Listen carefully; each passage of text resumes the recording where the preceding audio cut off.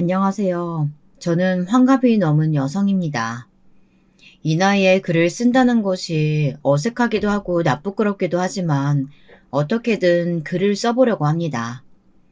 글을 쓴다는 행위가 그것도 특히 제 지난 날을 적는다는 것이 저에겐 어쩐지 조금 부끄럽기도 한데요. 그래도 저희 신우가 용기를 줘서 이렇게 적어보게 되었습니다. 오늘 이 이야기는 꼭 많은 분들에게 알려져 다들 좋은 기운 얻어가셨으면 좋겠습니다.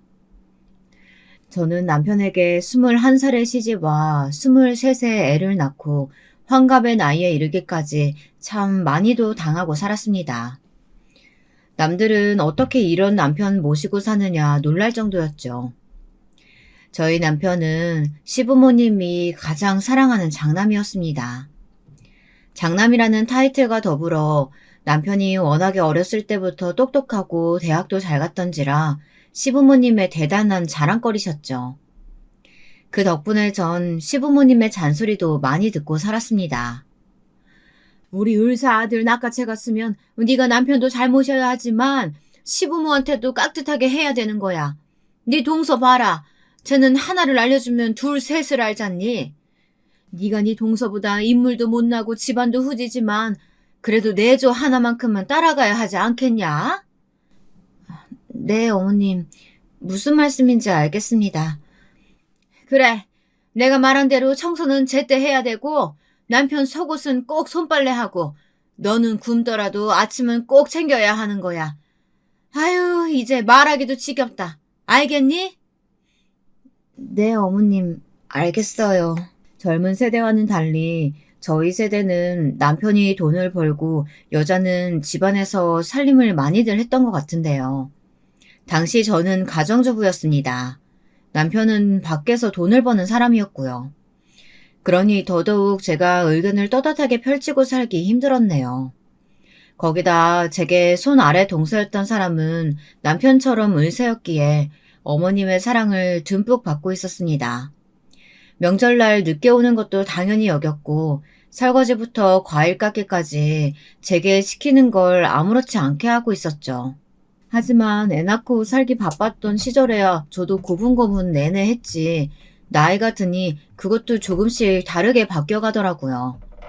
일단 제 목소리를 내게 된 그 시작은 남편의 외도였습니다.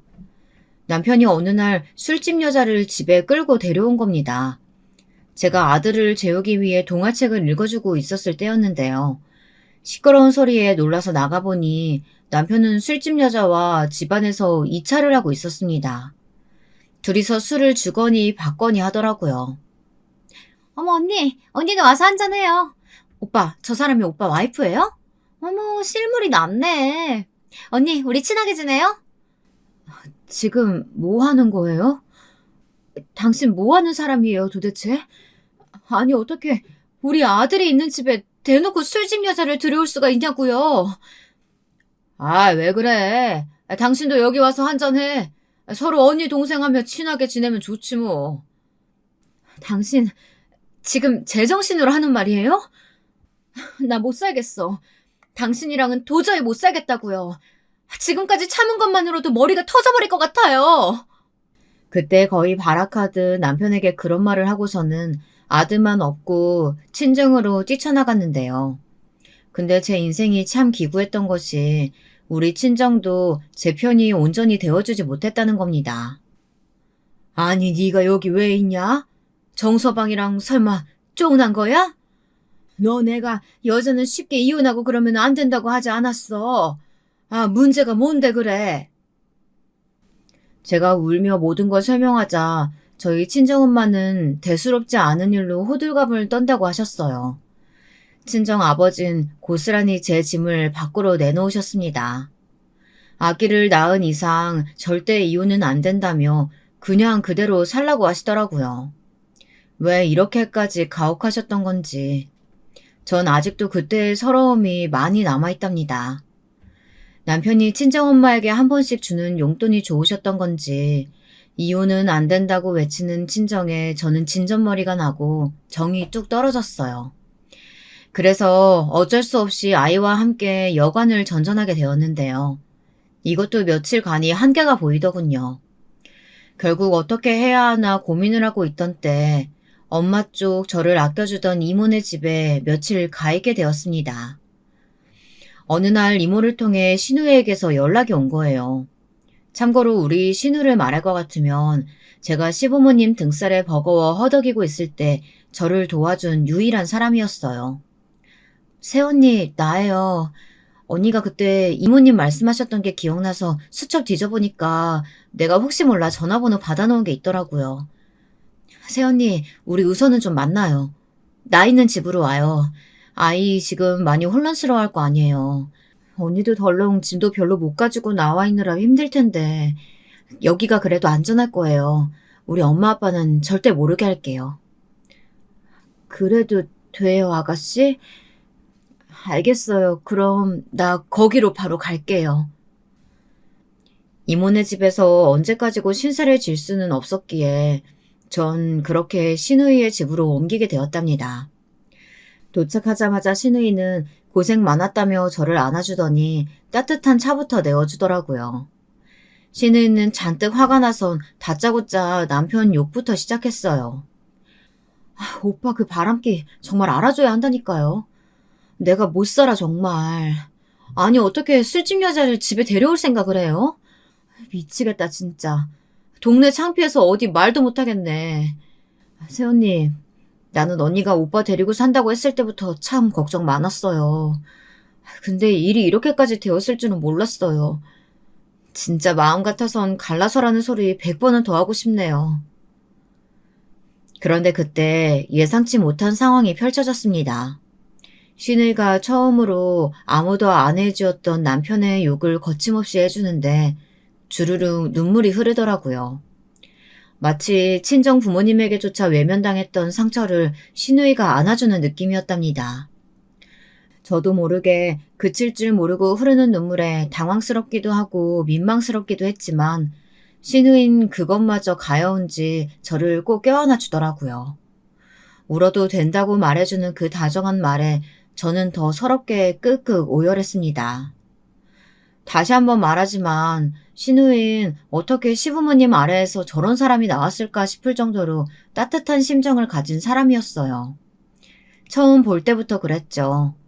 시부모님이 어디서 저런 걸 데려왔냐는 막말을 할 때 나서서 그러지 말라고 오빠가 잘난 게 뭐가 그리 맞느냐고 뜯어말리고 목소리를 높여준 유일한 사람이었거든요.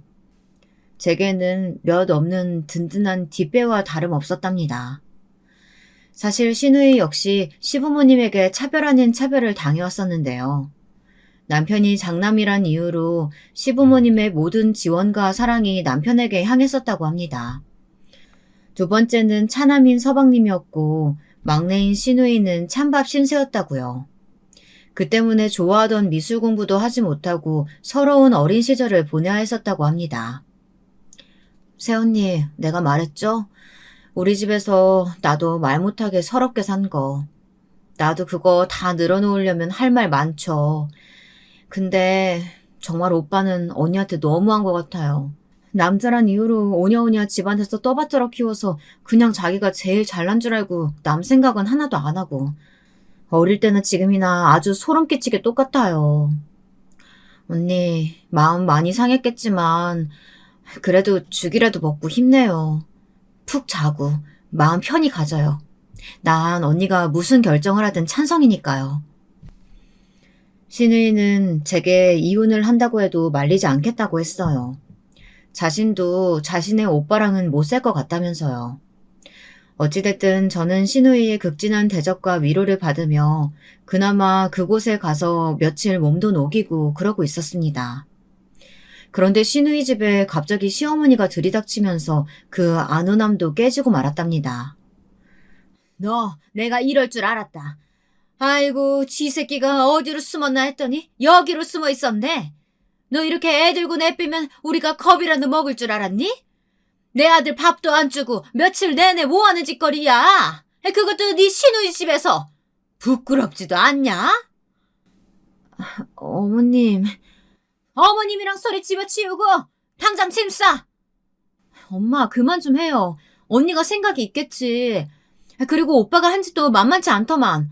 그건 왜 말도 안 꺼내는 건데요. 엄마가 그렇게 자꾸 오빠 오냐오냐 감싸니까 저 모양 됐지. 넌 가만히 있어. 어디 하늘 같은 네 오빠를 나무라려고 드니? 그리고 넌 네 신우애까지 흘려가지고 아주 같은 편 만들고 못된 짓 하려다 본데 가진 거 없고 머리에 든 거 없으면 심성이라도 곱기라도 해야지. 어디서 이런 못된 것만 처먹어가지고 이 난리야. 당장 짐 안 싸? 엄마, 그거 인격 모독이에요. 정작 못된 말하는 건 엄마라고. 신우이는 안달난 얼굴이었고 붉게 상기된 얼굴로 시어머니에게 또 한마디 쏘아붙일 준비를 하고 있었습니다. 늘 그랬듯 제 편을 들어줄 모양이었죠. 그런데 이때 제 입에서도 말이 흘러나왔습니다. 주눅 들고 그저 내내하며 수동적으로 대처했던 과거와는 달리 신우가 있어서 그랬는지 갑자기 용기가 솟더라고요. 그간 당해왔던 시집살이에 별것도 아닌 걸로 잡는 온갖 트집과 구박, 명절날 새벽에 오지 않았던 이유 하나만으로 3시간 동안이나 무릎을 꿇고 있어야 했던 것. 세세한 기억들이 하나하나 떠오르자 이혼을 하는 한이 있더라도 말해야겠다는 생각이 들었습니다. 입에 꿀 쳐발랐니? 말을 해봐라. 하기야, 네가 무슨 말을 하겠니? 어머니, 저 이혼하겠습니다. 그이 술집으로 나서는 것도 모자라서 아예 술집 여자까지 데리고 와서 집에 앉히는데 저는 못 참겠어요. 어머님은 제가 가진 것도 머리에 든 것도 없다고 하시는데 제 눈엔 그 사람이야말로 그래요. 우리 아이가 허구한 날 밖으로 놔두면서 여자나 밝히는 그 사람한테 뭘 배우고 자랄지도 모르겠고요. 네, 욕하시려면 하세요. 근데 어차피 남편에게 이혼 유책 사유 있으니까 전 애 데리고 나가겠습니다. 정말이지 속이 뻥 뚫리는 기분이었습니다. 떨리는 목소리로 내뱉은 의견에 처음으로 속이 뚫리는 황홀함을 느꼈고 뒤에서 신우는 방긋 미소를 지으며 잘하고 있다는 말을 입모양으로 외치고 있었습니다. 시어머니는 의외로 제가 그렇게 당당하게 나올 걸 예상하지 못했는지 약간 얼떨떨해 하시더군요. 늘 제 앞에서 당당하셨던 분이 말 못하는 사람처럼 입을 꾹 다물고 있는 건 처음 보는 광경이었습니다. 그래서 더 고소했어요. 아마도 버릇없는 며느리보다 자기 아들 꼬리표에 이혼남이란 게 붙는 게 더 싫으셨던 것 같습니다. 시부모님은 다른 사람의 시선을 무척이나 신경 쓰는 편이었거든요.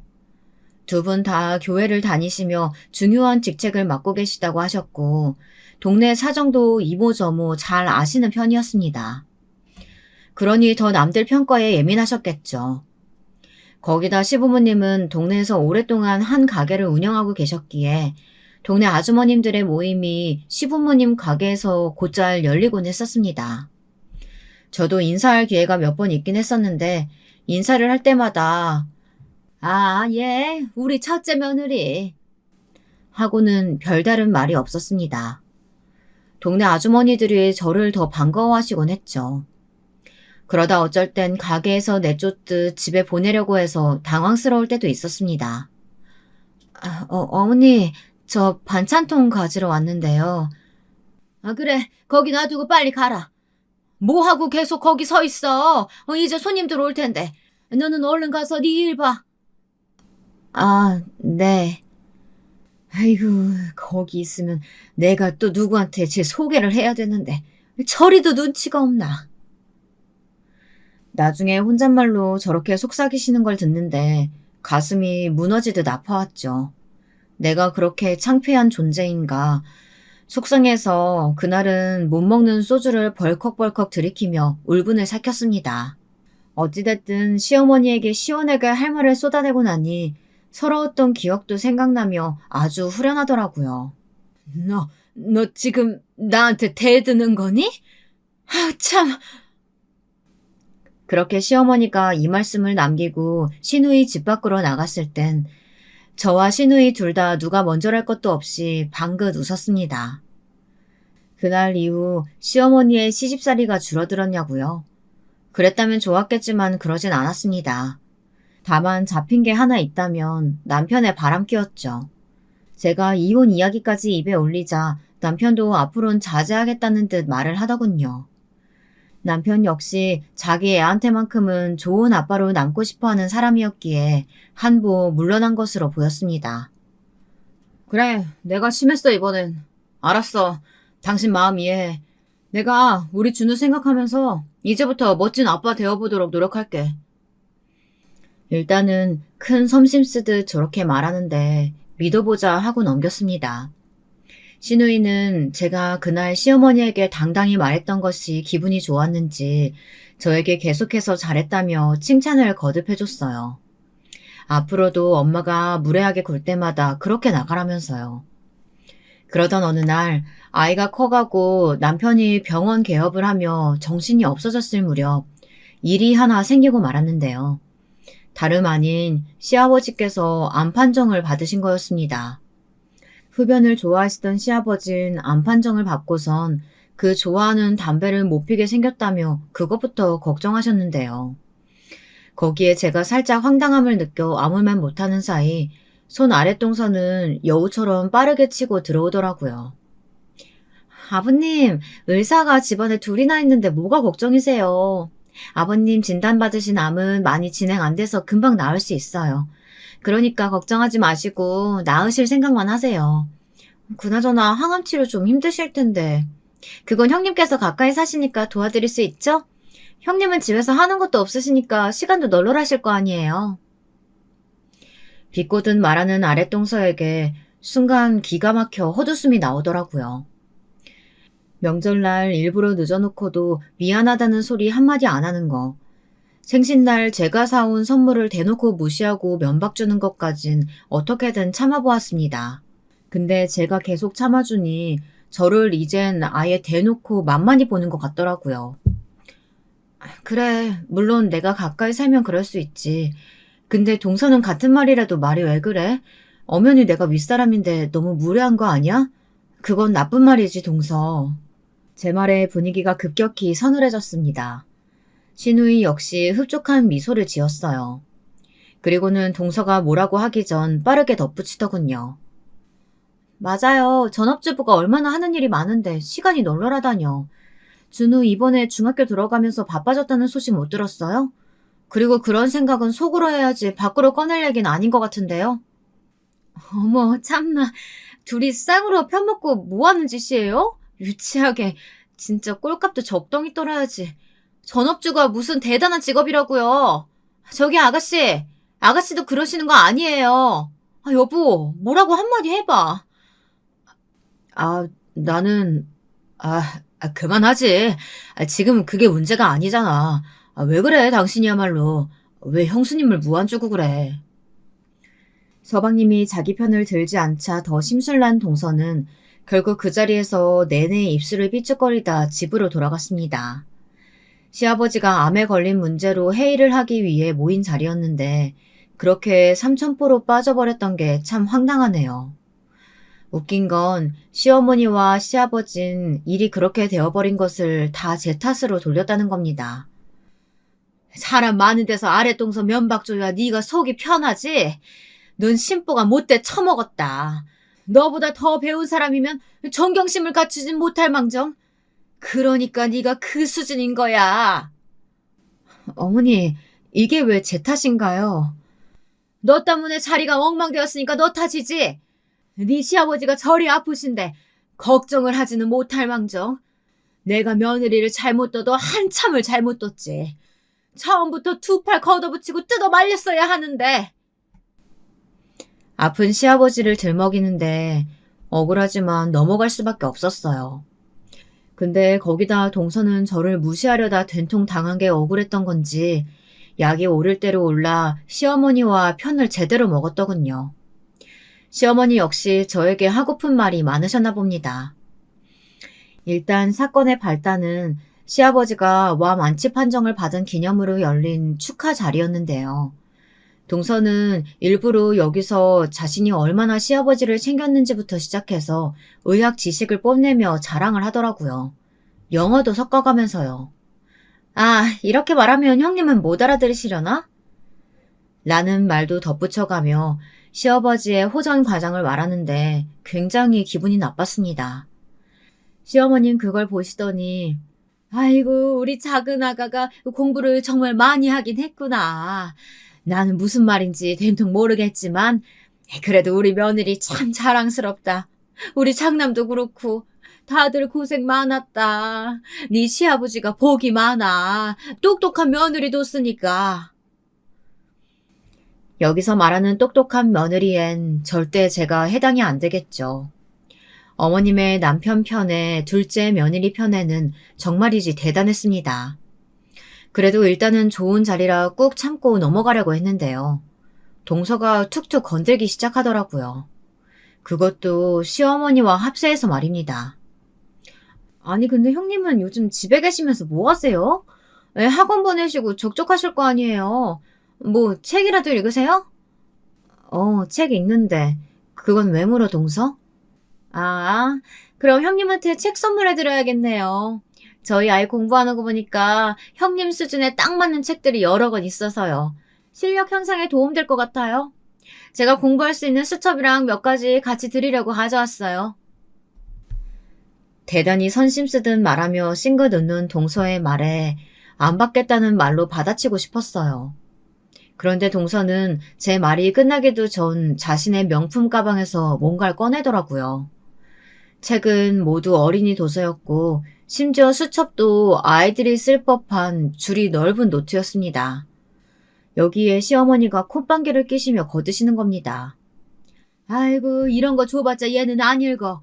활자라면 어질어질할 텐데 뭐하러 주니 주길. 돈 아깝게. 그냥 불우이웃 돕기 이런 데다가 넘겨버려라. 아니 그나저나 근데 큰애 너는 옷이 그게 뭐냐? 시장에서 산 옷도 아니고 왜 이렇게 촌스러워? 우리 둘째 아가 옷 입는 거 보면 뭐 느끼는 거 없냐? 저렇게 귀티나게 입고 돌아다니는데 형님으로서 창피스럽지도 않냐고. 아유 엄마 또 그러신다. 그만하라니까. 그나마 생각에 있는 서방님이 나서려는데 여기서 저의 구원투수가 등장했습니다. 갑자기 버럭 누가 소리를 질렀습니다. 우리 시누이였죠. 시누이는 이 광경을 보다 못 참겠는지 절 대신에 질러버렸어요. 덕분에 우리 시어머니가 귀가 아주 새빨개지셨죠. 아니 엄마, 왜 새언니한테 인신공격에 비하 발언이야? 너무 유치하다고 생각하지 않아요? 그리고 왜 사사건건 같은 며느리들끼리 비교해가면서 한 사람을 깎아내리는 건데.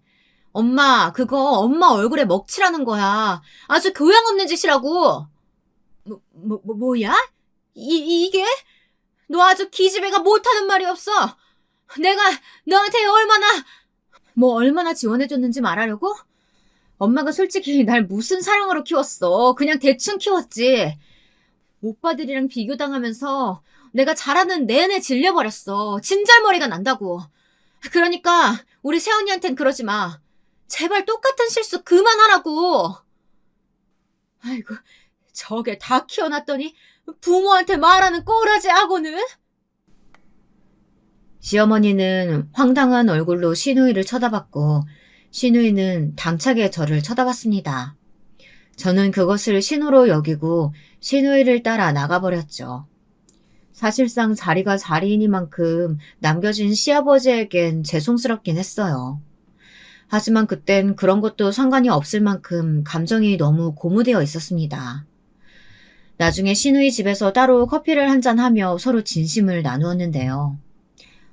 아가씨, 아까는 너무 고마웠어요. 나도 어떻게 말해야 할까 고민했었는데 아가씨가 시원하게 말해준 거 있죠? 아니에요, 새언니. 언니한테 함부로 말하는데 내가 다 열불이 나더라니까요.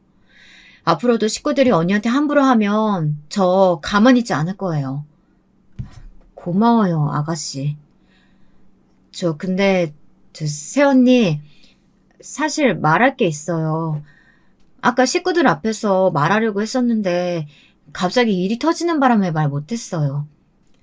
사실 만나는 남자가 있는데 결혼을 하고 싶어요. 언니가 먼저 봐줄 수 있어요? 놀랍게도 시누이에겐 만나는 남자가 있더라고요. 사실 시누이는 그 당시로 치면 노처녀였어요. 당시엔 20대면 시집을 가는 경우가 많았는데 신우이가 시집을 못 가고 있었거든요. 그래서 내심 시부모님도 걱정이 많았고 저도 얼른 짝을 찾길 바라는 마음이었어요. 근데 드디어 찾았다니 너무 기대가 되더라고요. 저는 약속을 잡고 얼른 만나자고 했답니다. 하지만 일이 그렇게 될 줄 어떻게 감히 누가 예측할 수 있었을까요? 신우이는 저에게 먼저 그 남자를 소개시켜 주었는데 신우이 말 맞다나 무척 예의도 바르고 점잖은 사람 같았어요. 차분하고 허영심도 없고 대기업 연구직에 종사하고 있어 비전도 있었어요. 신우이보다 5살 연상의 남자였는데 나이가 많아서 그런지 연륜에서 나오는 성숙함도 한몫했습니다. 저는 만나보고 나서 안심이 되었어요. 아가씨 정말 괜찮은 분 같아요. 시댁 식구들한테 소개해도 될 것 같아요. 그나저나 너무 다행이에요. 아가씨랑 너무 잘 어울려요. 정말요? 새언니가 그렇게 말해주니까 안심돼요. 그럼 얼른 날짜 잡고 다 같이 만나요. 역시 언니 보여주길 잘했다. 신우이는 제 말에 소녀처럼 볼을 발그레하게 물들이며 무척 좋아했답니다. 그리고 실제로 시부모님에게 소개를 시켜주었을 때도 분위기가 괜찮았답니다.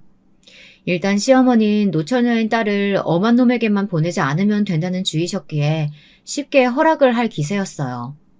오히려 기대 이상의 조건에 놀란 눈치이기도 하셨고요. 신우이가 데려온 남자는 집안도 굉장히 좋았거든요. 이름만 대면 알만한 정치인도 있었고요. 제가 봐도 흠이 없어 보이는 신랑감이었습니다. 특히나 성격 좋고 다정다감한 신우이의 짝이라면요. 그런데 그러던 어느 날 결혼식을 앞두고 드디어 웨딩드레스 입을 날만 기대하고 있던 신우이에게서 다급한 전화가 걸려왔습니다. 아직도 이날을 잊을 수가 없네요. 언니, 어떡하면 좋아요? 아가씨, 왜 그래요? 네? 말을 해봐요, 아가씨. 어떡해요? 나 어떡해요? 신우이는 이 말만 남기고 엉엉 울었습니다. 무슨 일이지 싶어 놀라 전화통을 붙잡고 몇 번을 물어도 계속 미친 듯이 울어제끼기만 할 뿐이었습니다. 그래서 일단은 남편과 함께 차를 타고 신우이 집으로 갔는데요. 거기에도 신우이는 없었어요. 혼비백산이 된 시어머니가 달려와 소식을 전해주었는데 알고 보니 신우이 남편 될 그 남성분께서 교통사고를 당하셨고 중환자실에 있다는 것이었습니다. 신우이는 그 마지막을 지켜보고 있었고요. 저 역시 의식이 깨어나길 간절히 기도했지만 워낙 내상이 심했던지라 끝내 그 남자분은 결혼식장에 나타나지 못했습니다. 신우이가 그토록 꿈꾸던 결혼은 모두 물거품이 되었어요. 그리고 우리 신우는 하루아침에 사랑하는 남자를 잃어버리고 말았죠. 언니, 나 죽을 것 같아요. 그 사람 따라가고 싶어요. 안 돼요, 아가씨. 안 돼요. 그냥 죽어버리고 싶어요. 나 좀 죽여줘요. 신우이는 장례를 치르며 무척이나 힘들어했고 그 후도 마찬가지였어요. 정신을 놓는 일이 많았고 직장도 그만둔 채 집안에만 틀어박혀 술을 찾았습니다. 남편은 그런 신우이를 보며 정신 좀 차리라고 쏘아붙이다가 그만은 애정은 없었는지 잔소리도 관뒀어요. 저만이 혹여나 잘못될까 싶어 신우이 곁에 남았죠. 언니, 미안해요. 내가 나약해서. 아니에요, 미안하긴.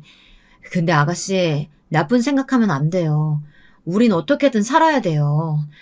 힘들지만 일단은 그래야 돼요. 나야말로 미안해요. 이런 말밖에 못해서.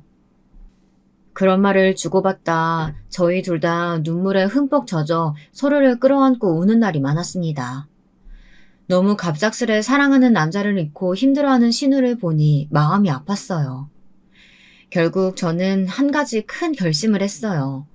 신우이를 외국에 보내기로요. 일단 신우이가 계속 한국 땅에 있으면 제대로 된 삶을 살 수 없을 것 같았고 미래도 없어 보였어요. 계속 그 남자가 생각이 날 테니까요. 이미 외국계 기업에 다니고 있었고 외국어도 잘하는 신우였기에 저는 조심스럽게 제안했습니다. 신우이는 고민을 하더니 눈물로 고개를 끄덕였어요. 고마워요, 언니. 공항에 이렇게 배웅도 해주고. 나 언니 없이 잘 살 수 있을지 모르겠지만 연락 자주 할게요. 언니 잘 살고 있어요. 알았죠? 오빠가 속썩이면 바로 말하고요. 네, 아가씨. 알겠어요. 아가씨 걱정만 해요. 내 걱정은 하지 말고.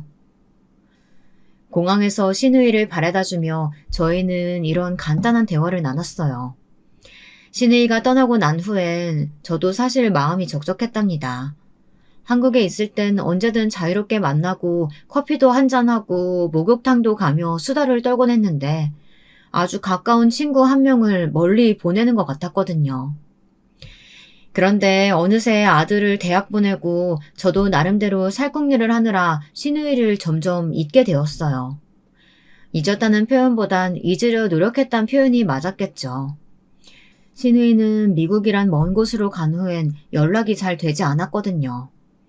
그곳에서 좋아하는 미술 공부를 하며 새로운 인생을 설계하고 있다는 메시지가 오곤 했는데 그 외의 소식은 잘 몰랐습니다. 잘 살고 있는 걸까? 왜 연락이 없을까? 분명 연락한다고 했는데. 아니야, 잘 살고 있는 거겠지. 무소식이 희소식이라잖아. 무소식이 희소식이라 생각하며 스스로 애써 마음을 추스리곤 했네요. 그 사이 저는 남편과 함께 지금까지와는 완전히 다른 행보를 걷게 되었어요. 회사를 하나 설립하게 되었는데요. 전업주부의 반전이라면 반전이었네요. 남편이 벌고 제가 지금껏 저축한 돈으로 남편이 먼저 사업을 하자고 제안했어요. 물론 내가 의사이기도 하고 노후는 문제 없지만 나는 이제 더 큰 뜻을 펼치고 싶어. 의사 생활은 너무 오래 와서 지겨워. 동네에서 매일 똑같은 자리에서 환자 보는 거 더는 그만하고 싶어. 그래요? 당신 뜻이 그렇게 확고하다면 말리진 않겠는데 무슨 사업인데요? 나 의료기기 사업할 거야. 그리고 당신도 함께 해줬으면 좋겠어. 믿을 만한 사람이 필요해. 그간 걸어왔던 길에서 그닥 멀지 않은 것 같은 부류의 사업이라 수긍은 갔지만 남편이 저를 지목했다는 것이 의외였습니다. 얼떨떨했달까요? 남편과 저 사이엔 아들이 아니면 끊이랄 게 없었는데 의외로 나를 믿고 있었다는 것이요. 일단은 남편을 믿고 시작하게 되었습니다. 남편도 저도 처음 걸어가보는 길이었기에 많이 헤맸지만 사실 지금 생각해보면 이때만큼 남편과 대화가 많았던 적도 없었습니다. 저희는 함께 사업을 하며 겪을 수 있는 모든 고초들을 같이 겪고 같이 넘어갔죠. 그리고 한 가지 변화도 있었습니다. 참 신기하다. 당신이 밥 달라 이런 말만 할 줄 아는 사람인 줄 알았는데 이런 비즈니스 이야기를 하고 있으니까 신기해. 근데 나는 좋아요. 당신이 비록 젊은 시절 내 속을 많이 썩이긴 했지만 우리가 나이가 드니 서로 이렇게 파트너도 될 수 있고 인생 알다가도 모르겠네요. 그래 여보. 내가 지금까지 당신한테 많이 소홀했어. 인정해. 앞으로 잘할 테니까 지켜봐. 나 빈말 같은 거 하는 사람 아니야. 남편은 남편으로선 빵점, 아들에겐 그래도 중간 이상은 되는 사람이었습니다. 그렇기에 같이 살부딪히고 살았죠. 젊은 시절엔 제 속을 지지리도 썩였고요. 근데 사업을 같이 시작하고 대화가 많아지며 어쩐지 남편과 저 사이에 정이라는 게 생기는 기분이었달까요. 묘했습니다. 사업을 시작한 지 10년 차가 되어가며 어느 정도 자리를 잡았고 같은 굴곡을 넘었기에 동지애가 싹튼 것일까요? 거기다 저도 나이가 드니 쉰을 넘어가며 남편과 등산도 같이 해보고 싶고 여행도 가고 싶어졌어요.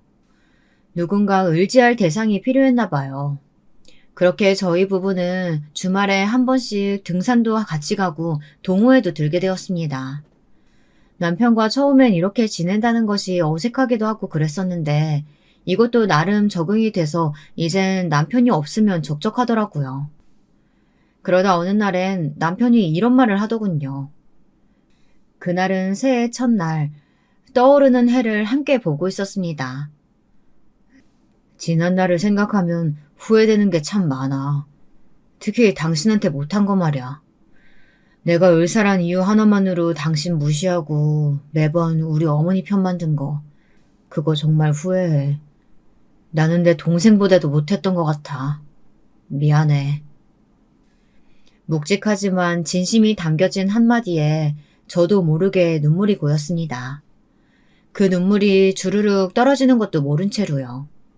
전 이때 이로써 진정한 부부 사이가 되었다 생각했습니다. 그런데 말이죠. 인생은 참 반전의 반전, 드라마보다 더한 것이 인생이더라고요.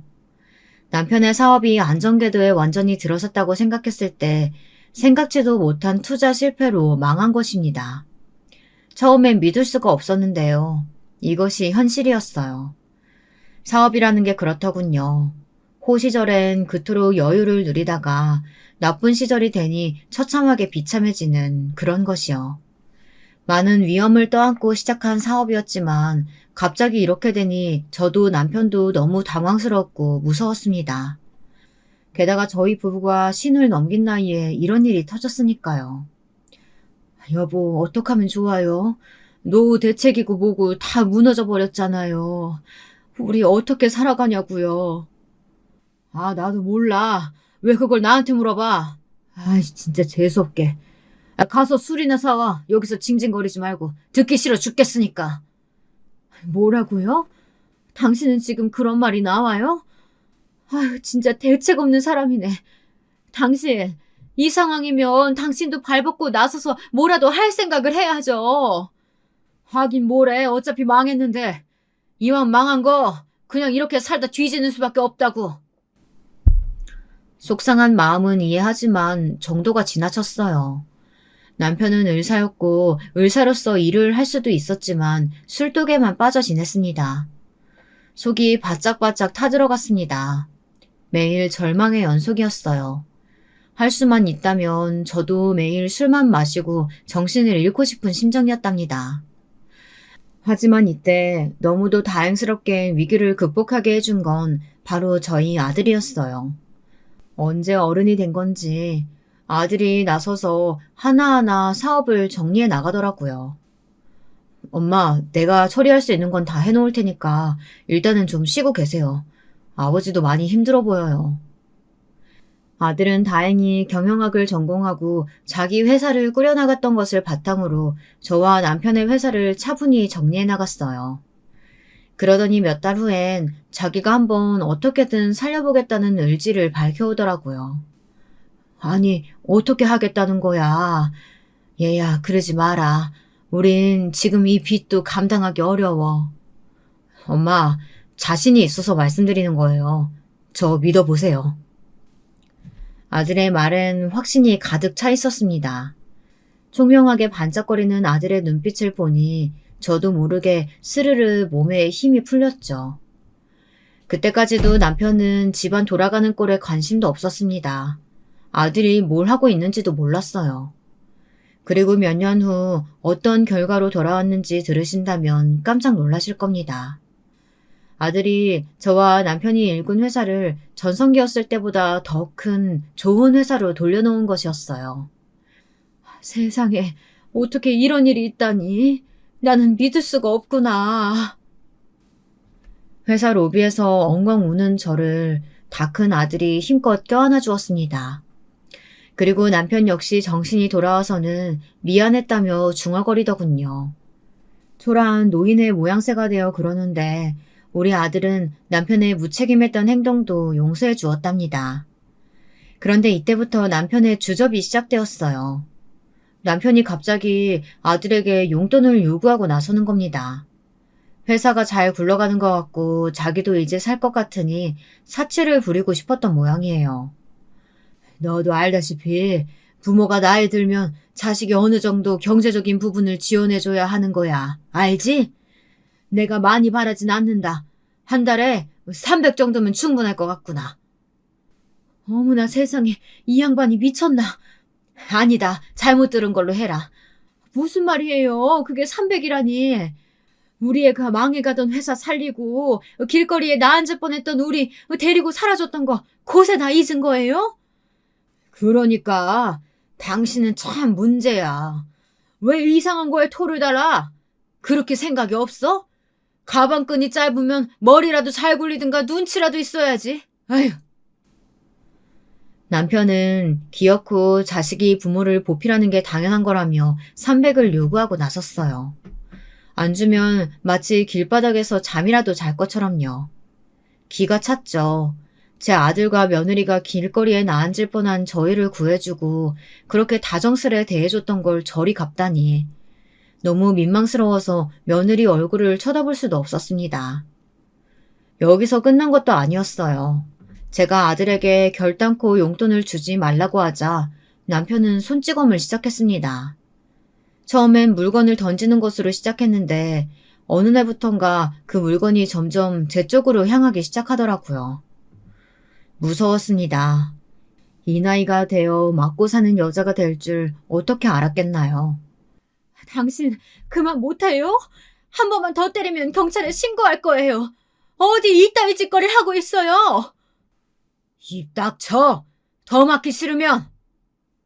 나중에는 이웃들에게서 민원 신고가 들어와 남편이 조금 잠잠해지긴 했지만 그때부터 제 마음에 우울이 흘러 들어온 것 같아요. 정신과를 다니며 약을 복용한 것도 그때쯤이었습니다. 그리고 이 시기에 아무에게나 제 이야기를 털어놓고 싶어 시누이에게 편지를 보내곤 했었는데요. 잠깐 시누이가 한국에 들어왔을 때 받은 미국 주소지로요. 아주 가끔씩은 연락을 하고 있었는데 그 횟수가 많지 않았음에도 이상하게 한때의 깊은 정을 나눈 사이라 그런지 힘든 일이 터지니 시누가 가장 먼저 생각났습니다. 그리고 시누이는 아주 다정하게 그 편지에 일일이 답장을 해주며 제 한탄을 들어주고 있었죠. 그리고 그러던 어느 날 한평생 동서와 시어머니에게 구박을 받으면서도 한 귀로 듣고 흘리며 견뎌왔던 제가, 남편을 견디었던 제가 이날을 계기로 스스로 생을 놓기 위해 한강 다리로 향하며 결심했습니다. 다신 살아 돌아오지 않겠다고요. 무슨 일인지 궁금하시죠? 어느 날 남편이 잔뜩 술에 취해 한 여자를 데리고 들어오더라고요. 가슴이 움푹 패어진 옷에 저희 아들보다 어린 여자였는데 딱 봐도 술집 접대부였습니다. 근데 그 여자와 시시덕거리며 거실을 차지하고 앉아선 이런 말을 짓거리더라고요. 언니도 와서 한잔해요. 오빠, 저 사람이 오빠 와이프예요? 어머, 실물이 남네. 언니, 우리 친하게 지내요. 지금 뭐 하는... 아, 왜 그래? 당신도 여기 와서 한잔해. 서로 언니 동생하며 친하게 지내면 좋잖아. 왜? 불만 있어? 불만 있으면 가서 네 아들한테 나 용돈이나 더 달라고 하던가. 여러분도 이 말들 혹시 익숙하신가요? 네, 바로 몇십 년 전 우리 아들이 아주 어렸을 때 남편이 술집 여자애를 끌고 들어와 했던 대화와 아주 똑같았습니다. 아들에게 동화책을 읽어주고 있었을 때 그런 말을 하며 저를 농락하더니 지금도 마찬가지더군요. 제가 차라리 남편 머리에 술병을 깨뜨리던지 무언가를 했다면 다행이었었겠죠. 근데 우울증에 미쳐 돌아가고 있을 때라 그런지 나약한 마음이 생기더라고요. 제 처지가 너무도 서럽고 비참했습니다. 젊은 날의 저와 늙은 날의 저는 달라진 게 하나도 없었어요. 그때와 지금 모두 제 인생은 비참하고 더 이상 살 가치를 찾을 수 없는 삶이었습니다. 저는 그대로 뒤를 돌아 한강다리로 향했어요. 더는 다른 걸 생각할 겨를이 없었습니다. 정처 없이 눈물을 줄줄 흘리며 찬바람을 맞으며 지난 인생을 정리했어요. 좋은 것 하나 없었던 내 인생, 아들만이 그나마 지지가 되어주었던 내 가련한 인생. 제가 그날 온갖 상념을 주절거리고 있을 때 뒤에서 누군가의 목소리가 들려왔습니다. 처음엔 그 목소리를 구별조차 하지 못했어요. 제 앞에 놓인 한강다리만 보였죠. 그곳에 올라서서 몸을 던지면 모든 게 끝나는 것이었습니다. 저는 천천히 다리 위로 올라섰습니다. 근데 참 놀라운 것이 이날 제 운명을 뒤바꿀 일이 일어났다는 거예요. 새언니, 새언니! 누군가 제 손을 확 낚아채더니 아래로 저를 끌어내렸습니다. 저를 새언니라고 부를 만한 사람, 다름 아닌 신우이 저희 아가씨였죠. 실로 몇 년 만에, 아니 10년 이상 보지 못했던 아가씨였습니다. 아가씨는 다급히 저를 껴안으며 엉엉 울음을 토해냈어요. 당시 아가씨는 제가 어떻게 될까봐 너무 걱정되어 온갖 생각을 다 하고 있었답니다. 언니 보러 집에 갔는데 글쎄 그 난장판이 벌어지고 있는 거예요. 내가 여기로 왔으니 다행이지. 하늘이 도왔어요. 하늘이 도왔어. 그날 일은 다시 생각해도 하늘이 도왔다고 밖에 생각되지 않습니다. 그게 아니라면 어떻게 신우이가 이 넓은 땅에서 절 찾아낼 수 있었을까요?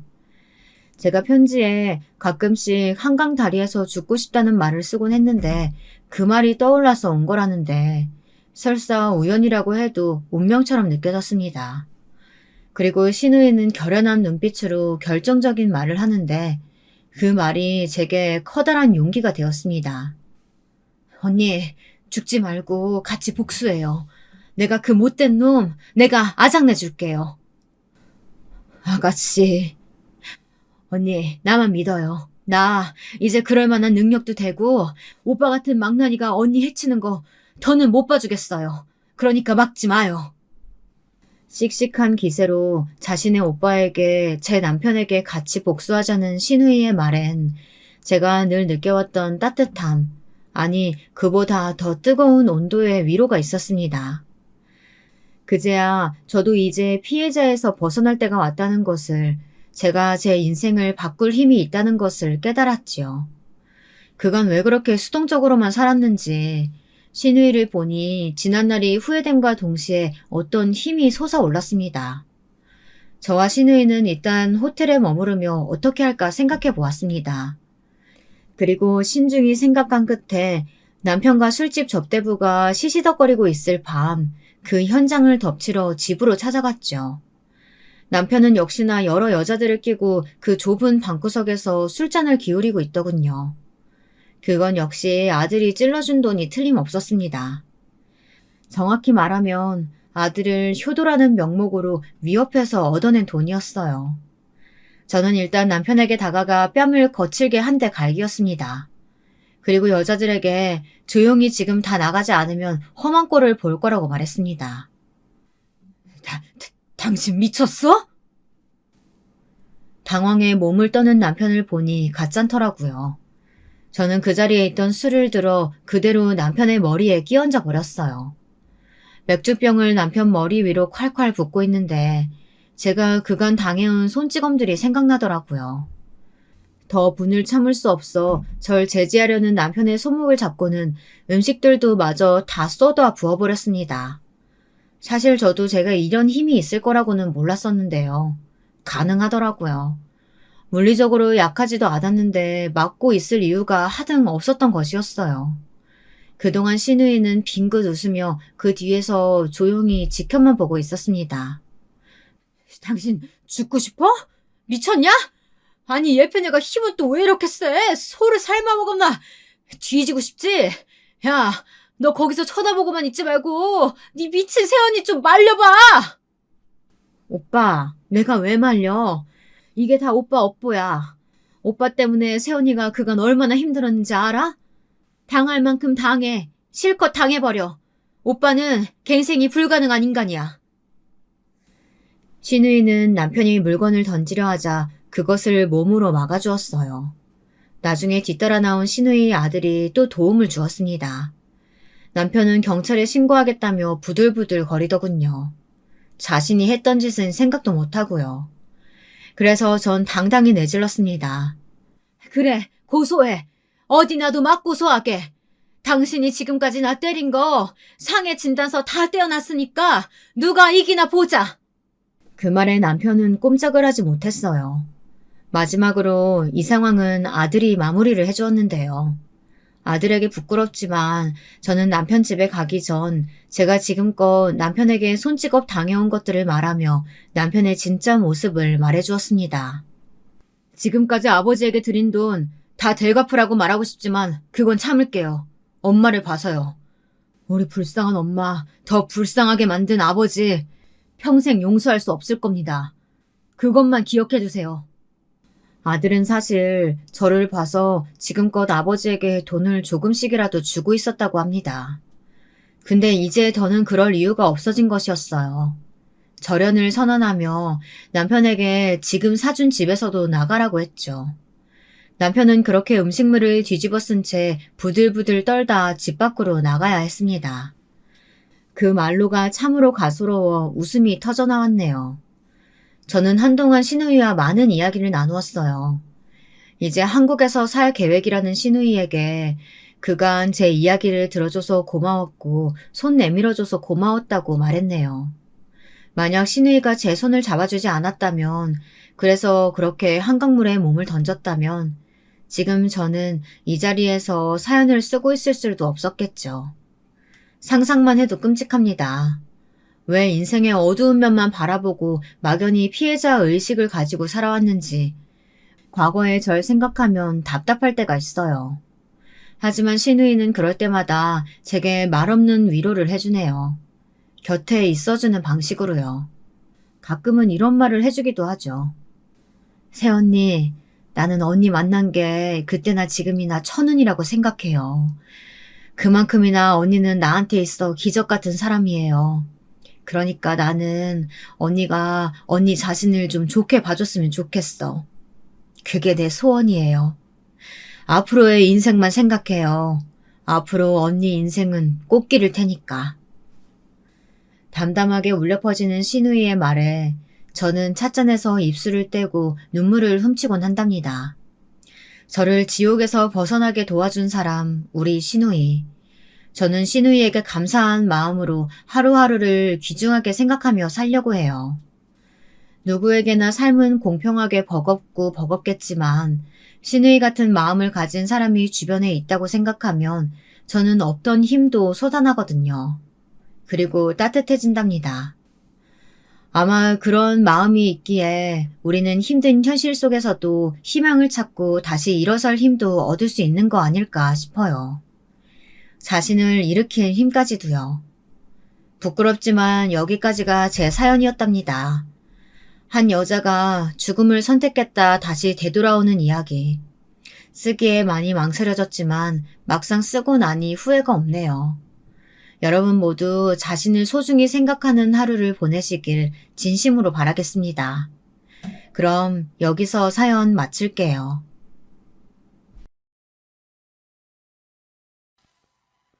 안녕하세요.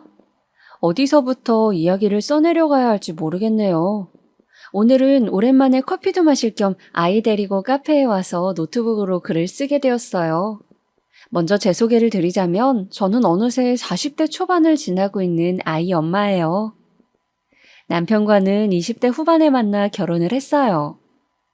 남편은 당시 제가 일하던 빵집 옆에 있는 회사 직원이었는데 남편이 빵돌이라 저희 빵집의 단골 손님이었거든요. 저녁을 빵으로 대신할 정도였으니 어느 정도인지 예상이 가실 거라 생각합니다. 아무튼 남편은 넉살이 좋아서 가끔 가게에 오면 사장님과도 수다를 잘 떨어 어느새 저와도 친해졌고 그렇게 두루두루 다 친하게 지내는 스타일의 사람이었는데요. 하지만 아무리 친하고 서로 호감이 있다 하더라도 이게 연인으로 발전하기까진 쉽지 않잖아요. 기껏해야 남편이 빵집에 머무는 시간이 5분, 10분인데 말이죠. 마음은 있었지만 표현하기 쉽지 않아 그저 짝사랑만 하고 있었을 때 어느 날 제가 쓰레기를 버리러 가는 길에 남편과 마주친 거예요. 마침 가게를 마감하고 나왔을 때라 앞치마를 메고 있지도 않았죠. 남편은 제 손에 들린 쓰레기를 보곤 서둘러 자기가 도와주겠다며 들어주더니 마감했냐 묻더라고요. 네, 마감했는데 오늘은 빵이 다 떨어져서 조금 일찍 끝냈거든요. 근데 또 빵 드시게요? 그러다 뱃속이 빵으로 꽉 차겠어요. 그럴까요? 그래도 빵이 좋은 걸 어쩌겠어요. 빵 드시고 싶으시면 여기 좀 드릴게요. 사실 가게에 남은 빵이 있어서 사장님이 저에게 가기 전에 몇 개 주셨거든요. 단골이시고 하니까 드세요. 서비스예요. 정말요? 이거 저 주시는 거예요? 너무 감사한데요. 보답으로 그럼 제가 저녁 사드릴까요? 네? 저녁 아직이시죠? 근처에 제가 잘 아는 카레 가게가 있는데 진짜 맛있거든요. 따라오시면 후회 없을 겁니다. 같이 가요. 그렇게 저는 남편에게 건넨 빵에 대한 보답으로 끌려가듯 저녁을 얻어먹게 됐어요. 남편이 데려간 카레 가게는 조촐하고 아담한 크기의 식당에 군데군데 놓인 촛불이 테이블 위에서 반짝이는 공간이었는데 무척 좋았어요. 식당의 분위기도 음식도 내 앞에 놓인 사람도 모두 안성맞춤이었어요. 저와 남편은 그날 연락처를 주고받으며 연인이 되고야 말았어요. 그간 쌓아왔던 마음이 폭발이라도 한 것인지 서로 누가 먼저랄 것도 없이 정신없이 데이트 약속을 잡았고 몇 번의 데이트를 거쳐가며 서로에게 확신을 가졌어요. 아마 연애했을 당시엔 나사 하나가 빠진 채 무언가에 홀렸던 것 같아요. 술에 가득 취한 상태 비슷하게 남편을 만나 연애하고 그리고 6개월도 안 되는 시간 안에 결혼까지 순식간에 흘러가 버렸으니까요. 하지만 제 결혼 소식에 우려를 가장 많이 드러냈던 사람은 친정엄마였어요. 엄마는 그간 남자친구도 잘 사귀지 않고 일만 하던 딸이 드디어 사랑하는 사람을 만났다 하자 그건 그거대로 축하해 주셨지만 더 만나보지 않고 결혼하는 것에 걱정을 표하셨어요. 미수가 다 좋은데 그래도 엄마는 조금 더 만나보고 결정했으면 좋겠는데. 아무리 그래도 1년도 안 돼 결혼하는 건 이르지 않니? 그래, 아빠 생각도 그렇다. 나이 든 사람 생각일 수도 있지만 아빠는 네가 신중했으면 좋겠다.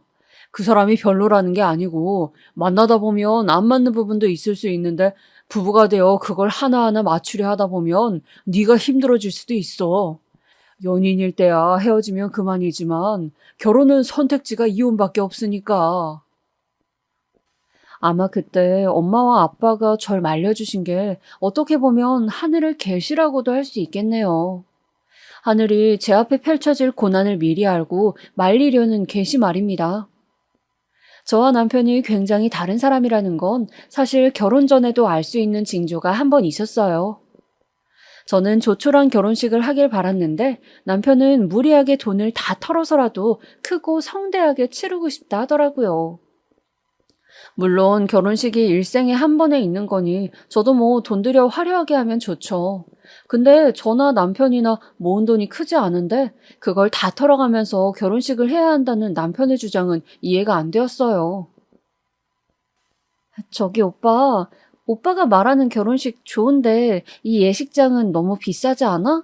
얼마 정도는 저축해야 생활비로도 쓸 텐데 이 예산이면 우리 생활비가 부족해져.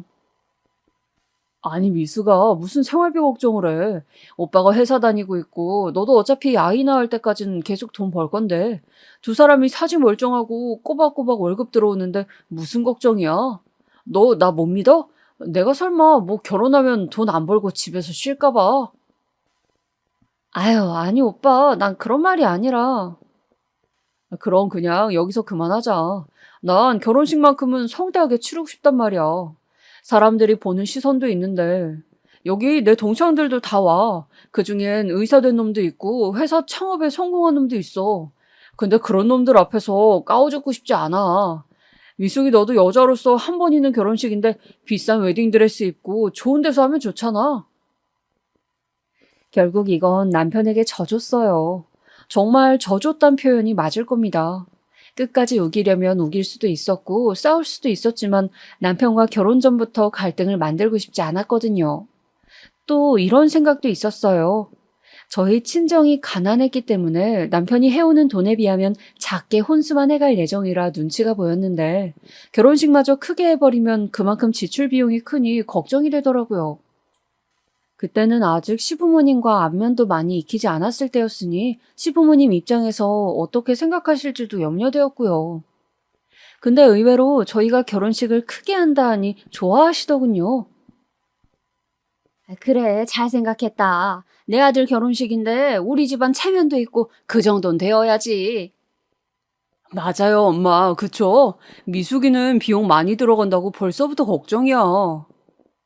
아이고, 그러지 말아라. 우리 집안 그렇게 통 작은 집안 아니다.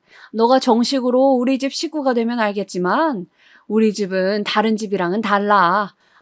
수준부터가 다르지. 이런 말씀을 하시며 시부모님은 제게 비용에 대한 부담은 갖지 말라 하셨어요. 어차피 남편 결혼 자금으로 모아놓은 돈이 있다면서요. 그런데 거기까지만 말씀하시면 되지. 이런 말을 덧붙이더라고요. 내가 널 며느리로 받아준 것도 참 감사할 일이야. 그지? 네?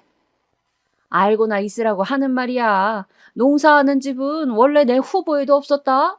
사자 며느리이거나 그도 아니면 재산이 우리 집 수준이랑은 비슷해야 했지. 그래도 네 시아버지가 널 받아주라 했다. 집안이 중요한 게 아니고 애 인성이 중요하다고. 들어보니 그건 또 맞는 말 같아서 허락한 거다. 내가 또 아무리 잘났다 해도 고분고분하지 않는 며느리는 못 드리거든. 시댁은 잘 사는 편이었어요. 시아버지께서 젊었을 적 사업을 하셨는데 사업이 잘 돼서 집도 여러 채 사놓으시고 그러셨거든요. 남편은 덕분에 굉장히 유복한 어린 시절을 누리며 자랐다고 하더라고요. 흔히 잡지에 나올 법한 정원 딸린 거대한 전원주택 있잖아요. 남편은 그런 집에서 자랐다고 하더라고요. 저와는 완전히 정반대의 어린 시절이었죠. 저는 부모님이 동네에서 슈퍼 하나를 사셨는데 정말 말 그대로 동네 슈퍼라 늘 밥만 굶지 않을 정도의 생활만 유지하며 살았거든요. 그러다 동네에 대형마트가 생기면서 저희 집 슈퍼가 망하는 일이 생겼어요. 그러면서 집안 사정이 확 기울었고 그때부턴 고등학생이지만 아르바이트를 하며 지내야 했어요. 부모님에게 짐이 될까봐 대학도 가지 않았고요. 그런데 제 사정도 모르시는 시어머니가 굳이 저렇게 말하실 필요가 있을까요? 기분이 너무 나빠 결혼식을 목전에 두고도 취소하고 싶어지더라고요. 그래서 표정 관리가 안 된 채로 앉아 있는데 거기서 시누이와 남편이 시어머니를 말리고 들었죠. 아유, 엄마, 말이 왜 그래? 그만하고 밥이나 먹으러 가자. 하여튼 엄마는 나중에 아빠한테 한 소리 들으려고 이러지? 내가 다 이른다? 시어머니와는 다르게 시누이와 시아버지는 사람이 괜찮았어요. 한 집안 식구라는 게 가끔은 믿을 수 없을 정도로 말이죠. 그날도 제가 뾰루퉁한 표정으로 가니 아가씨가 전화가 와서 대신 미안하다고 사과를 하더라고요. 그래서 그때는 어찌저찌 기분을 풀었던 것 같아요.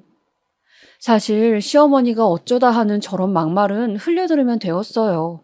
문제는 남편이었어요. 아까 남편이 유복한 환경에서 자랐다고 말씀드렸는데요. 사람이 그런 환경에서 계속 지내다 보면 그 환경을 유지해야 한다는 말이 있잖아요. 결혼 전엔 집안일엔 손 까딱 안 하고 살았던 사람인지라 결혼 후엔 좀처럼 참을성이 없는 모습을 보이곤 했어요. 결혼한 지 얼마 되지 않아 생긴 일이었는데요. 제가 직장에 갔다 와 깜빡 잠이 들어 밥을 늦게 차린 적이 있었어요. 근데 남편이 퇴근하고 집에 돌아오자마자 밥이 안 차려져 있다고 투정을 부리는 거예요. 여보, 왜 저녁이 없어? 내가 김치찌개 먹고 싶다고 했잖아. 미안해. 나 침대에 잠깐 눕는다는 게 잠들었나 봐. 금방 해줄게. 데피기만 하면 돼. 야, 아니 배고파 죽겠는데 이런 거 시간 맞춰 해놓으면 어디가 덧나냐? 못 해놨으면 미리 전화라도 하든가 먹고 들어오게. 그 정도 배려도 없냐? 아니 이럴 거면 너 거기 빵집 관둬. 안 다녀도 돼. 내 월급으로도 우리 살아. 여보, 무슨 말이 그래. 잠깐 잠든 거 가지고 꼭 이렇게 야박하게 굴어야겠어? 야박? 야박은 무슨? 왜 사람을 쪼잔한 놈 만드냐? 투정도 아니고 거의 온갖 짜증과 분노를 저에게 쏟아내더라고요. 저도 일하는 사람이니 압니다. 회사에서 갖은 스트레스 받고 오면 가족에게 풀 때도 있죠. 근데 이런 식으로 그 정도가 지나치게 말을 하니 기분이 팍 상하더라고요. 아무리 그래도 제 직장을 가지고 그렇게 말하는 법이 어디 있나요? 마치 자기 일하는 것만 대단하다는 식으로 이야기하는데 정말 화가 나더라고요.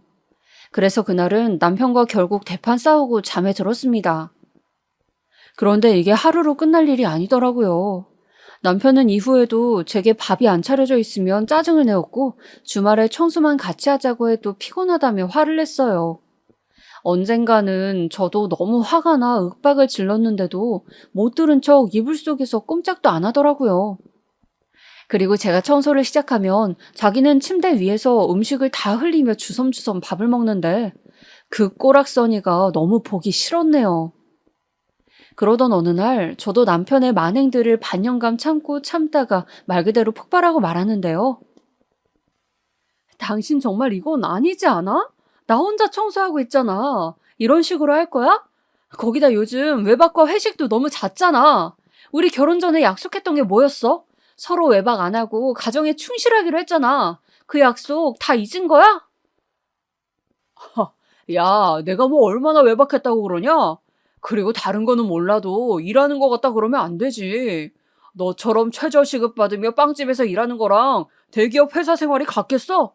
나도 아주 스트레스 많은 사람이야. 나도 참으면서 다니는 거라고. 너 먹여 살리려고. 기막힌 소리 한다. 말 같은 소리를 해라. 당신이 무슨 날 먹여 살린다고 일을 해? 당신 자신을 위해 하는 거겠지. 당신 명품 사려고 일하는 거잖아. 내 입에서 꼭 이런 말까지 나와야겠어? 뭐? 너 지금 뭘 했어? 이번에 당신 가방 하나 또 샀더라? 거기에 3천만 원짜리 시계. 할부로 긁으면 내가 모를 줄 알았어? 내가 저번에 당신한테 부탁했잖아. 아니, 빌었잖아. 제발 씀씀이 좀 줄여달라고. 당신이 버는 돈으로 당신 물건 사는 거 뭐라고 하는 거 아니야. 근데 그 정도가 지나치잖아. 우리 아이 계획은 어떻게 된 건데? 우리 아이 위해서 저축하는 것도 있어야 할 거 아니야. 우리 지금 통장 만들어 놓고 한 푼도 저축 못 하고 있어. 거기다 생활비는 당신 생활비 요즘 적게 주니까 내 월급으로 다 하고 있잖아. 애는 다 알아서 잘 크게 되어 있어. 제발 오바 좀 하지 마. 그리고 생활비 부족하면 우리 엄마 아빠한테 가서 달라고 해. 아니면 내가 할게. 그럼 당신이 해, 가서. 네, 남편의 문제는 한두 가지가 아니었어요. 그중 제일 심한 게 사치였고요. 남편이 대기업 다니는 사람인데도 돈을 못 모으는 건 바로 이 사치 때문이었습니다. 남편은 쪽팔리다며 국산차는 절대 끌려하지 않았고 입고 다니는 옷도 죄다 명품이었어요. 하다못해 속옷도 어디 시장 거 사오면 이런 건 안 입는다고 할 정도였죠. 대체 사람들에게 안 보이는 것까지 왜 굳이 브랜드로 사입혀야 할까요? 제 눈엔 이 모든 것들을 남편의 허영으로밖에 보이지 않았어요. 거기다 시부모님이 저희 생활비를 다달이 주시는 것도 아니었기에 제 월급으로 생활비를 꾸려나가야 할 형편이었고요. 그러니 쪼들릴 수밖에 없었죠. 다행히 제가 이렇게 한번 크게 태클을 걸자 남편도 그 다음부턴 알았어, 소비 줄이면 되잖아. 생활비 더 줄게. 하며 몇십만 원씩 더 얹어주더라고요.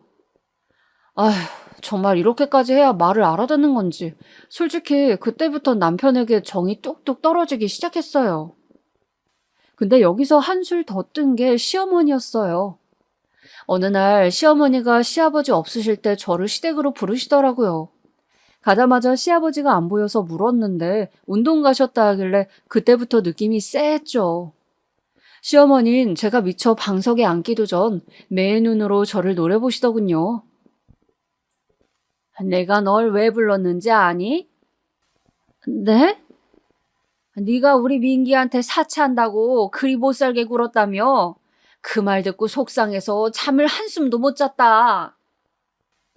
어머님, 그건요. 저도 참다가 말한 거예요. 이 사람 사실상 월급 대비 저축하는 게 자기 월급의 1%도 안 되어 있어요. 힘들게 일하는데 그렇게 다 써버리는 거 솔직히 아깝잖아요. 그리고 저는 아이도 생각해서 미래 대비도 해야 하니까 말한 거예요. 아잉, 이래서 내가 가난한 집 며느리는 안 된다는 거였는데 그게 다 자기 품위 유지비라는 거야. 품위 유지비요? 그래, 네가 그걸 알긴 모르겠지만 내가 그렇게 가르쳤어. 품위는 돈에서 나오는 거니까 돈 아끼지 말고 쓰라고. 난 우리 아들이 어렸을 때도 용돈 절대 적게 준 적이 없어. 네 시아버지 때문에 나중에야 어쩔 수 없이 줄였지. 내가 몰래라도 돈 쥐어주며 마음껏 쓰라 그랬다. 돈 있어 좋은 게 뭐니? 풍족하고 넉넉하게 살 수 있다는 거 아니니? 남한테 아쉬운 소리 안 해도 된다는 거 아니야. 그게 다 내 아들 품위 지켜주려 그런 거야. 아, 어머님, 무슨 말씀인지는 알겠는데요. 그건 남편이 어렸을 적 이야기고요. 지금은 가정을 꾸리고 살고 있는 이상 남편도 아끼고 살 필요가 있다고 생각해요. 솔직히 꼭 돈 있는 걸 티내고 다녀야 품위 있어 보이는 건 아니잖아요. 만약에 어머님께서 그 품위 유지비 꼭 필요하시다 생각하시면 저희에게 생활비를 주시든가요. 그럴 수 있으세요? 뭐야? 나한테 니들 쓸 돈을 달라고? 얘 웃긴다. 거기다 너는 나한테 이미 받은 게 있지 않니? 뭘 눈을 동그랗게 뜨고 있어? 신혼집? 내가 해준 신혼집에 살자니. 그것만으로도 니네 돈이 저축됐을 거 아니야. 안 그래? 아니, 왜 집안에서 큰 소리가 나는 게야? 아이고, 우리 며느라가 왔구나. 근데 생각해볼수록 화가 나더군요. 왜 대체 신혼집 해준 걸 가지고 이제 와서 생색을 내시는 걸까요? 전 어머니 입에서 신혼집 이야기가 나올 줄 몰랐거든요. 이래서 처음에 시부모님께 신혼집 받을 때 그냥 우리 돈으로 대출받아 집 마련하자고 말한 건데 후회가 막심하게 밀려왔습니다. 이렇게 생색 내실 줄 알았다면 그냥 작은 집이라도 떳떳하게 우리끼리 사는 건데 그런 말 듣고 나니 자존심이 너무 상하더라고요. 어쨌든 그날은 다행히 시아버지가 와 저를 반겨주시면서 나눴던 대화는 없던 것처럼 끝이 났지만 그 후로부터는 시어머니가 저를 대하는 표정이나 말투가 완전히 달라지고 말았습니다. 그 후 명절날만 되면 시어머니는 대놓고 저를 무시하기 시작했어요. 몇 번은 저도 참고 넘어갔어요. 저만 새벽에 불러다 앉혀놓고 전을 부치라고 했을 때도 제가 깎은 과일 모양이 이상하다 하며 민망함을 주실 때도 화가 안 풀려 그러시려니 생각하고 하루만 참자 하는 심정으로요. 물론 남편은 자기도 일러 바친 건 잘못했다고 생각했는지 저에게 미안하다며 싹싹 빌었습니다. 내가 미안해. 그날 술을 먹어서 이렇게 일이 번질 줄 몰랐어. 앞으로는 절대 엄마한테 부부 문제일 얘기 안 할게. 됐어. 이게 지금 사과로 풀릴 일이야? 나도 이번만큼은 쉽게 넘어가고 싶지 않으니까. 며칠 내내 남편의 사과가 계속되었고 결국은 명품 소비 안 하겠다는 제가 원하던 조건을 내걸은 후에야 겨우 사과를 받아주었습니다. 그런데 참 제 결혼 생활도 바람잘 날이 없었어요. 어느 날 농사일로 바쁘시던 친정 엄마에게서 연락이 왔는데요. 무슨 연락인가 해서 전화를 받아보니 엄마 친구가 해외여행을 갔다 그릇 몇 개를 사왔는데 이거 비싼 거더라. 근데 우리가 이런데 밥 먹을 필요가 뭐 있어. 너네가 갖다 써라. 하며 택배로 보내주시겠다고 하더라고요. 엄마 이쁜 그릇이면 그냥 엄마 쓰지. 우리 그릇 많아. 엄마야말로 그릇이 차고 넘치지. 젊은 사람들은 이쁜 거 써야 해. 엄마가 택배 포장하고 있으니까 받으면 문자 줘라. 며칠 후 택배에 정성껏 포장되어 온 그릇은 정말이지 너무 예뻤어요. 그래서 역시 비싼 그릇은 달라도 다르구나 하며 잘 보관해놓고 중요한 날에 쓰려고 했죠. 그런데 이 일이 저에게 큰 화로 돌아올지는 몰랐습니다. 사건이 일어났던 그날은 엄마가 준 그릇에 반찬들을 담아 오랜만에 정성스러운 밥상을 준비한 날이었어요. 마침 남편 생일이기도 했고 오랜만에 부부관계도 회복해보고 싶었고요. 남편도 일찍 오라는 제 말에 정시에 회사를 마치고 와인까지 사들고 들어왔더라고요. 왔어? 당신 좋아하는 소고기 구워놨어. 아스파라거스도 있으니까 같이 먹자. 그랬어? 고마워. 씻고 올게. 남편도 그날따라 분위기 잡으려는 제 마음을 알았는지 고분고분한 말투로 알았다고 하더라고요. 평소 같으면 짜증부터 내며 들어왔을 양반인데 말이죠. 아무튼 우리 둘 다 기분 좋게 테이블에 앉아 소고기를 먹기 시작했습니다. 근데 남편이 젓가락을 들어 소고기를 잡으려는 순간 갑자기 인상을 확 찌푸리며 톡 쏘는 말투로 그러는 거예요. 잠깐만, 이거 어디서 산 거야? 아, 이거 엄마가 비싼 그릇이라고 놔쓰라고 주셨어. 알잖아, 우리 엄마 검소한 거. 장모님이 주셨다고? 아니, 그럴 리가 있나?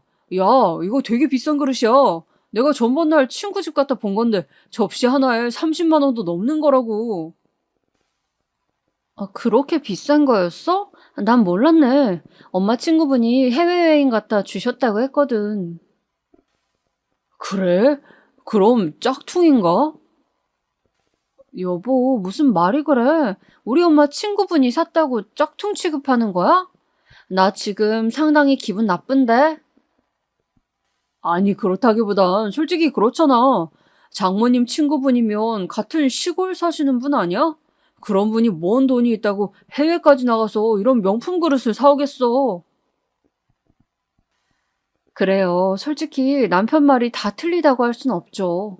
근데 자기는 매일 명품 정장에 명품 시계 차고 다니며 저희 엄마가 준 그릇을 저렇게 말하니 저도 속이 상하더라고요.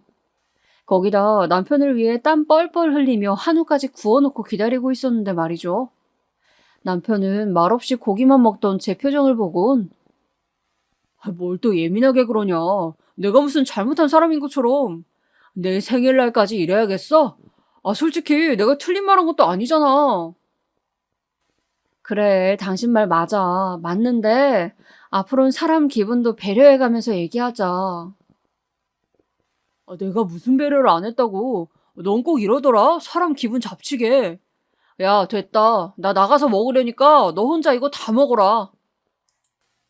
그러면서 남편은 제가 구운 소고기를 입에도 대지 않은 채 밖으로 나가버렸어요.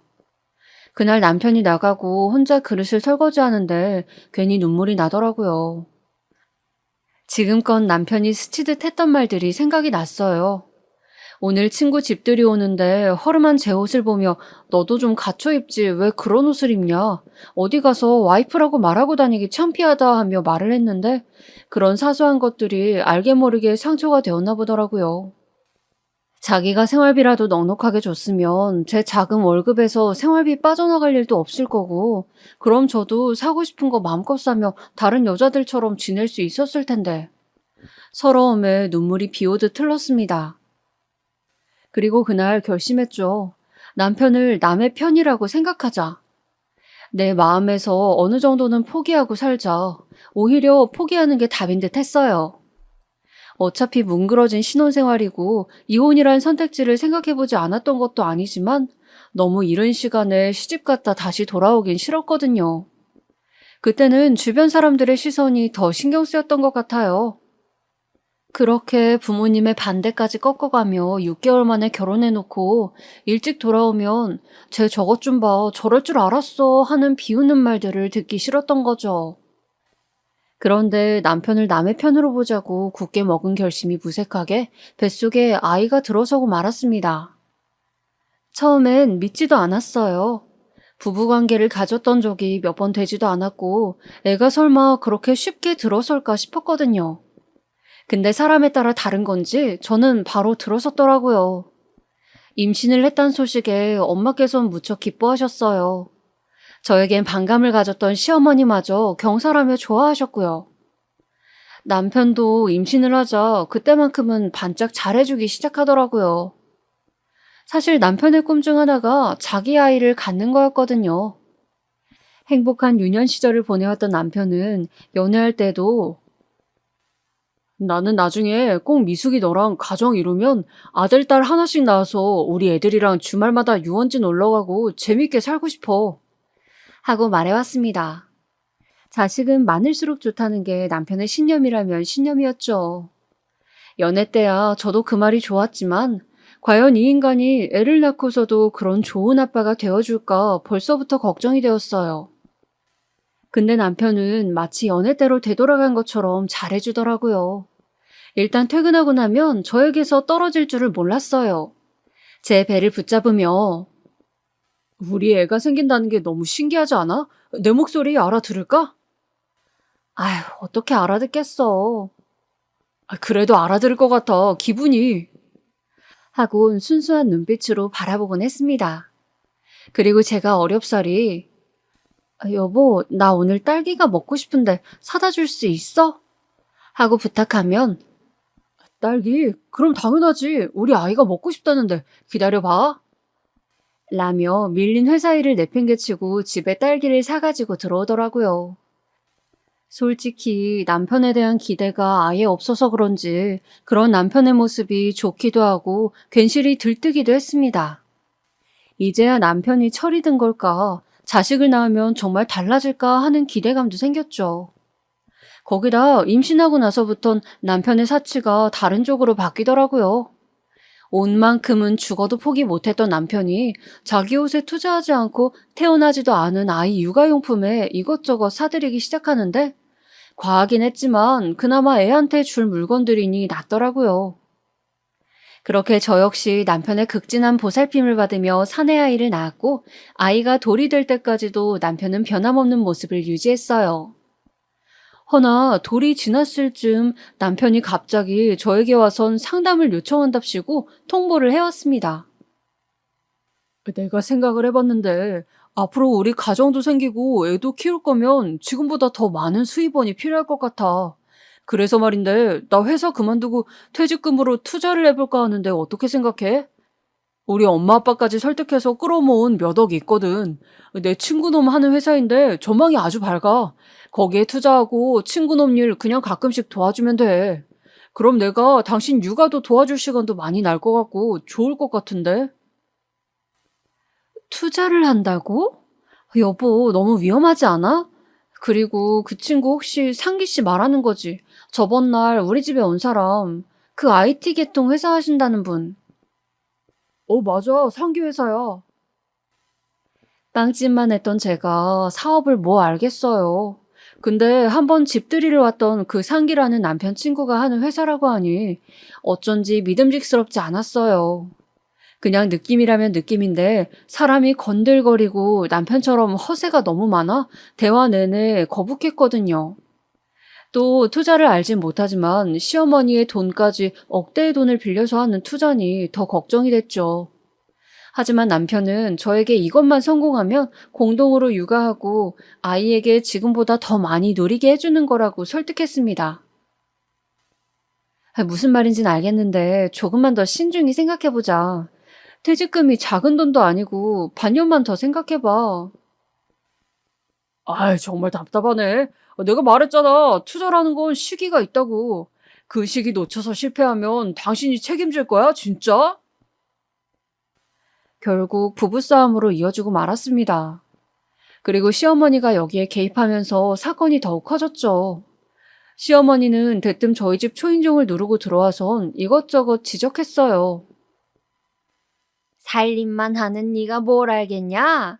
내 아들 하는 일에 끼어들 생각 말고 일단은 잠자코 가만히 있어라. 어머님, 그래도 이건 저희 집 문제고 저희가 결정하고 싶은데요. 얘 좀 봐. 이게 다 너한테 복이 되는 거야. 아직도 모르겠니? 네가 내 아들을 만나 손해본 게 뭐가 있어? 이런 좋은 집에서 누릴 거 다 누리며 편하게 살지 않았니? 이번 투자건만 성공하면 넌 죽을 때까지 그렇게 사는 거다. 내가 하는 말만 잘 들으면 자다가도 떡이 나와요. 시어머니는 그런 식으로 저를 깎아내리며 무조건 아들 편을 들라 하루가 다르게 난리셨고 어쩔 수 없이 승낙을 하고야 말았죠. 남편은 그렇게 회사를 퇴직하고 나와 제가 모은 돈까지 모두 싸그리 긁어 모아 대책 하나 마련하지 않고 투자를 해버렸고요. 원래 남자는 통이 커야 해. 라고 말하면서요. 너무 다행히도 남편은 투자한 돈의 2배나 되는 돈을 1년 안에 받았습니다. 사실상 엄청난 이득이었죠. 시어머니 역시 펄쩍펄쩍 뛰며 역시 내 아들이라고 좋아하셨고요. 거봐, 내 말이 맞았지? 그래, 내가 계속 반대했으면 큰일 날 뻔했네. 어쨌든 너무 잘 됐다. 이제 우리 애 키우는 데는 부족함 없겠어. 그러니까 말이다. 내가 예전에 우리 애 사주를 봤는데 세상에 삼성 회장 팔자랑 비슷하다 하더라고. 엄청난 부의 운이 있다고 하는 거야. 뭘 해도 먹고 살 놈이라 했는데 그 말이 딱이구나, 딱이야. 아유, 말 나온 김에 명품관 쇼핑이나 돌자꾸나. 얘, 너도 갈 거지? 아, 네, 어머님. 솔직히 아직까지 그 회사 자체가 안정적인 기반을 갖고 있진 않은 상황이라 저는 언제고 대비책을 마련해둬야 한다고 생각했어요. 근데 남편은 아니었어요. 남편은 이제부턴 정말 무슨 은행에서 돈 찍듯 미친 듯이 써제꼈고 한 달 술값만 3천만 원 이상을 쓰며 허영과 사치를 부리기 시작했어요. 거기다 이젠 자기 수준에 맞는 사람들만 만나겠다며 어디 회사의 간부급 인사들이랑 술자리를 한다는데 그때부턴 집에 잘 들어오지도 않더라고요. 애는 아빠를 찾는데 아빠는 밖에 생활에만 정신이 팔려 있었죠. 남편에게 여보, 우리 돈 벌려는 거 다 애 때문이었잖아. 당신 바쁜 거 아는데 그래도 애한테 신경 좀 써줘.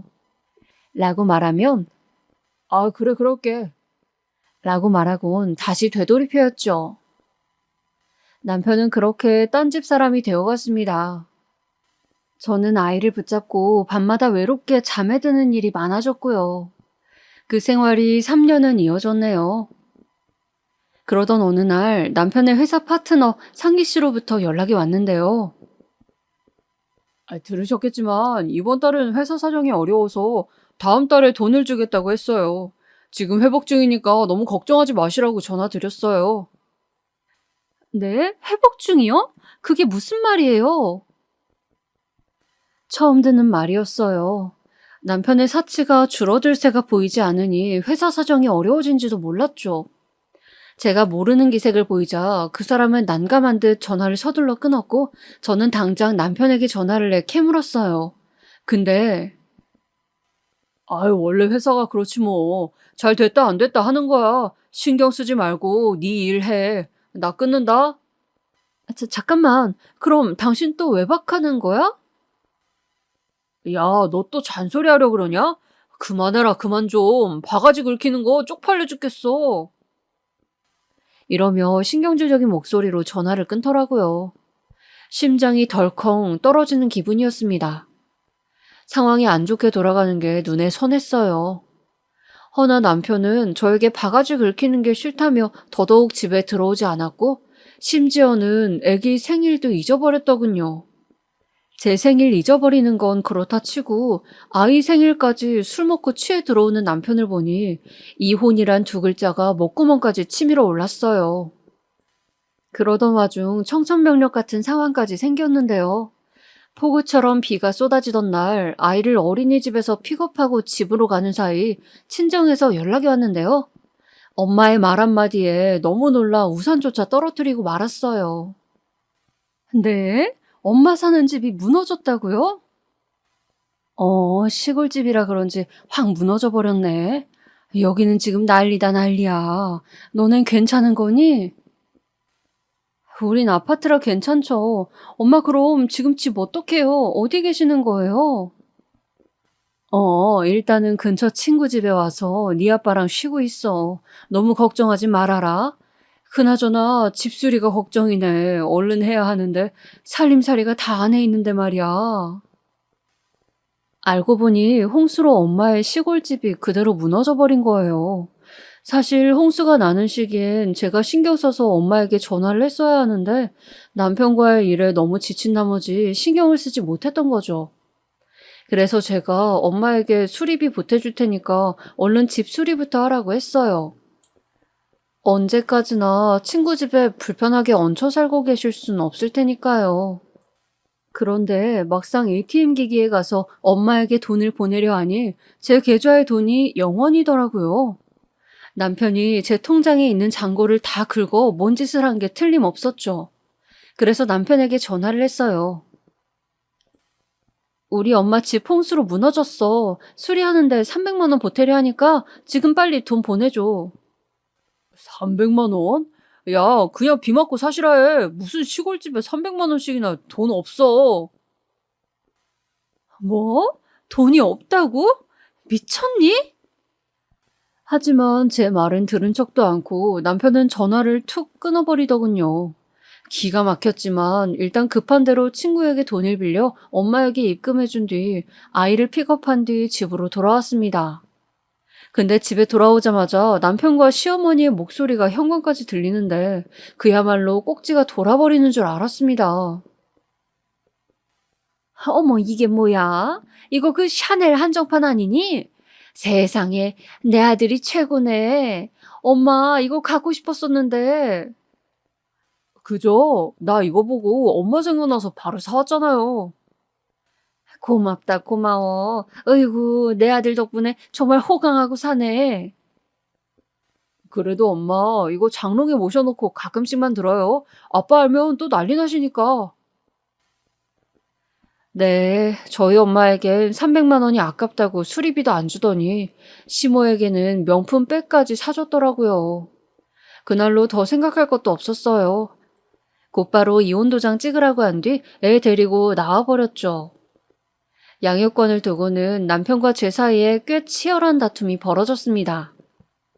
맨날 외박하는 주제에 어떻게 애 키울 생각을 하는지 남편은 양육권을 주장했지만 저는 남편이 바람핀 증거들을 내보이며 절대 가정에 충실하지 않을 사람인 것, 사치에 눈이 뒤집어져 있는 것들을 내세워 겨우 양육권을 가져왔습니다. 사실상 친정 부모님의 도움도 컸어요. 가지고 계신 땅까지 팔아 좋은 변호사를 고용할 수 있도록 돈을 보태주셨거든요. 그 인간과 이혼하고 난 후의 삶은 치열하다면 치열했고 행복하다면 행복했어요. 일단 그 인간과 시모의 얼굴을 보지 않아도 되었기에 마음이 평화로웠고요. 아들과 저 둘만 나와 살아야 했으니 생활비를 책임지는 가장으로서 치열한 나날을 보냈죠. 허나 저는 자신 있게 말할 수 있었어요. 아들과 함께하는 단 둘의 삶이 경제적으로는 조금 힘들었을지 몰라도 마음만은 천국이었다고요. 아무튼 그렇게 살아가던 나날 중 저희 친정에 좋은 소식이 생겼어요. 바로 저희 친정아버지가 사두었던 땅이 이번에 개발지역으로 선정되면서 엄청난 지원금을 받게 된 거예요. 무려 15억이나 되는 돈이었어요. 15억, 평생 언제 만져볼 수 있을까 했던 돈이 갑자기 생기자 저희 부모님이나 저나 너무 들떠 방방 뛰고 난리가 났죠. 근데 부모님은 저를 불러다 놓고 이렇게 말씀하시더군요. 어차피 늙은 우리가 이 돈이 있어봤자 쓸 데가 뭐 있겠어. 너 가져가라. 엄마, 아빠, 이 많은 돈을 다요? 말도 안 돼요. 엄마, 네가 행복하게 사는 게 꿈이야. 제발 이 돈으로 풍족하게, 넉넉하게 살아라. 한평생 너한테 그렇게 못해준 게 우리 한이었어. 친정 부모님은 아둥바둥 저와 아들이 사는 것이 늘 안쓰러웠다며 눈물을 지으시더니 그 지원금을 제 통장에 그대로 넣어주셨어요. 하지만 받기만 할 수 있나요? 저는 받은 돈으로 아이와 함께 살 수 있는 좋은 집으로 이사간 후 부모님 집도 따로 마련해드리고 아빠에게 선물을 하나 해드렸어요. 바로 외제차였죠. 뭐 사치라면 사치이겠지만 자식으로서 제대로 된 선물 하나 해드린 적이 없는데 키워주신 보답으로 이 정도는 해드리고 싶었어요. 그리고 그로부터 며칠 후 운명처럼 전 남편 놈을 만나게 되었는데요. 그날은 아이 생일 잔치를 할 겸 부모님과 함께 차를 타고 뷔페로 향하던 날이었어요. 근데 뷔페 앞에서 낯이 익은 사람이 발레 파킹을 하고 있더라고요. 예, 저기 저 사람 김서방 아니니? 먼저 알아본 건 저희 엄마였어요. 저는 그제야 웃으며 남편 앞으로 가 주차를 해달라며 키를 건네줬죠. 좋은 차니까 조심해서 주차해주세요. 네, 알겠습니다. 그런데 남편이 제 얼굴을 알아보고선 화들짝 놀라 주저앉더니 손과 발을 부들부들 떨더라고요. 네가 어떻게? 이런 좋은 차에서 내리냐고? 그럼 당신은 왜 여기 있어? 전 남편은 제 말에 아무 대꾸도 없이 푹 고개를 숙이더니 울먹거렸습니다. 전 남편 놈이 사업이 망해 거지꼴로 살고 있다는 건 건너 건너 들은 적이 있었지만 그 광경을 제 눈으로 목격하니 솔직히 고소하더라고요. 하지만 아이 아빠인지라 그건 그거대로 신경이 쓰이긴 했습니다. 그 후 저는 저대로의 삶을 이어나가면서도 가끔씩 전 남편 생각이 났어요. 아니나 다를까 주차장에서 한번 마주친 후 저에게 연락이 와 돈을 꿔달라 했거든요. 이번 건은 대박 건이라나 뭐라면서요. 얼마나 구질하게 살면 이혼한 전처한테까지 와 이러는 걸까요? 인과응보라는 생각이 들면서도 마음 한편이 뒤숭숭해 잠도 잘 오지 않는 밤을 보내고 있네요. 저에게 해주실 수 있는 조언이 있다면 부탁 좀 드릴게요.